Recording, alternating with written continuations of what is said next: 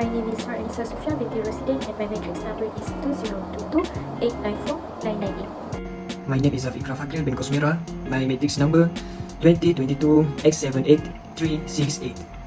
My name is Jeremy Low, matrix number 2022-449212. Hi, my name is Muhammad bin HARITH bin Muhammad SAFAR. My matrix number is 2022-877-582. So we're gonna start with introduction. The independence of the judiciary. In Malaysia, it is a big deal and is clearly stated in our constitution. Having a judiciary that can do its job without interference is important. It ensures a fair legal system, making people trust and have confidence in it. Our constitution in Article 121 lays out how our courts work. The High Court, the Court of Appeal and the Federal Court each have their own rules. We have got rules about how judges get paid and how long they can stay, all to make sure they are not removed without a good reason. This keeps them independent and doing their job properly. Our constitution also says that the judiciary should not be mixed up with the government. This separation of power prevents any one part from having too much control, making sure our democracy stays healthy. Our judges having a history of standing up for their independence, especially in cases where the government's power is pushed to its limit. Their decision shows that the laws apply to everyone, no matter who they are. Judges don't just interpret law, they also play a part in making them. This happens when they explain what the laws mean, shaping how we all follow them. We believe in common law, which defends individual rights without needing a fancy written list. Malaysia's constitution and the UK's Bill of Rights are examples of how our legal system looks out for people's rights of freedom. It means our courts should do their thing without anyone telling them what to do. Judges should be free to make decisions on their own without being tied to any political party or government department. Even though we want our courts to be independent, there are challenges. Sometimes people worry that politics or other pressures might mess with how fair our courts can be. That's why the courts need to be careful and make sure that they stay free for doing their job while following our constitution. Hi, I'm Daniel. Now we're going to discuss the judicial body in general. The judiciary is the third branch of our government. The judiciary is the court system of any countries. In Malaysia, we use the Malaysian judiciary as our court system. It say that Malaysia's judiciary is based on the UK's common law system with unique features, including Islamic courts and separate high courts for the Peninsula and Borneo states. Next, in the slide, it is said that the Chief Justice heads the judiciary.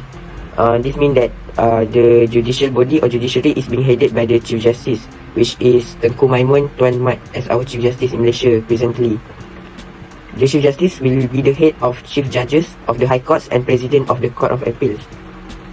Along with two other Federal Court judges, the Chief Justice will sit on the highest court in Malaysia, which is the Federal Court. It also said that Yang di-Pertuan Agong, based on Prime Minister's recommendation, appoint the Chief Justice. This refers to the Article 122B of Malaysian Constitution that say Chief Justice is being appointed by the YDPA based on the advice of Prime Minister and Conference of Rulers. Next, in the slide, it says that the judiciary ensures law and order, justice and punishment for criminals. This refers to the function of judiciary. Mainly, the judicial body function is to they are in charge in interpreting and applying law of a nation, particular cases. Other than that, they also have the authority to invalidate or overturn any laws that they think to be unconditional. Finally, the last point says that the court structure in Malaysia include Magistrate Court, Session Court, High Court, Court of Appeal and Federal Court. This refers to the hierarchy of courts in Malaysia. In Malaysia, the court system divide courts into two sides, which is subordinate court and superior court. Subordinate court consists of magistrate and session court, whilst the superior court has classed the High Court, Court of Appeal and Federal Court as the superior court. Each court have their own function and distinction in aspect like the types of criminal and civil laws being discussed in the court and its fine amount and jail time limits. Each has their own distinction on the jail time and fine amount. I will be covering why the judicial body should be independent. Firstly, it ensures a successful democracy. This is because it acts as a check and balance of the legislative and executive branches, because it makes sure their actions align with the Federal Constitution. This ensures that there isn't an overwhelming centralized power in the government. Next, it also protects the rights of individuals. By upholding concepts of the rule of law, They will impersonally apply law to every individual, regardless of power or status. This ensures fair trials and decisions are made for all citizens. It will also protect the power of the Constitution and ensures every decision by the government aligns with said Constitution. Through judicial review, the judicial body can ensure every bill passed in Parliament is deemed constitutional. Lastly, it protects the judges by ensuring their safety. Judges will be immune from threats or legal consequences when exercising their judicial power. This will allow judges to be independent and make fair decisions rather than politically motivated decisions. I will also be discussing the methods of ensuring judicial independence. Firstly, through political insulation. Part 9 of the Federal Constitution protects judicial independence through means such as restricting discussion of judges' conduct in Parliament. This will help prevent politics from influencing judicial decisions. Next, judges have judicial immunity from legal consequences such as civil suits when exercising their judicial duties. This ensures that judges make fair decisions rather than making a decision that has the motive of protecting themselves. Judges are also provided with high and stable remuneration and benefits. By providing financial stability to the judges, they will be less likely to fall for corruption and bribery, which may alter their decisions, thus ensuring justice in delivering decisions. Finally, judges have a comprehensive promotion criteria. Things like experience, integrity, and good character will help a judge in going up the ranks. This ensures only the most trusted and competent judges will hit the higher courts.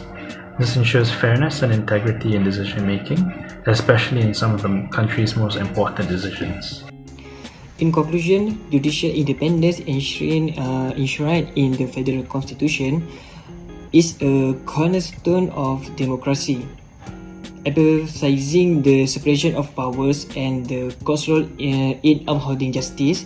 This principle shields the judiciary from external influences, crucial for maintaining the rule of law.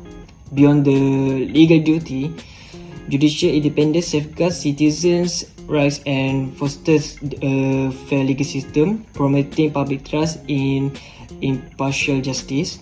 Constitutional guarantees like judges' general security exemplify Malaysia's commitment to upholding the judiciary's independence. In essence, Malaysia's judiciary demonstrates a life commitment to justice, fairness, and the rule of law, enhancing democratic institutions. That's all from me.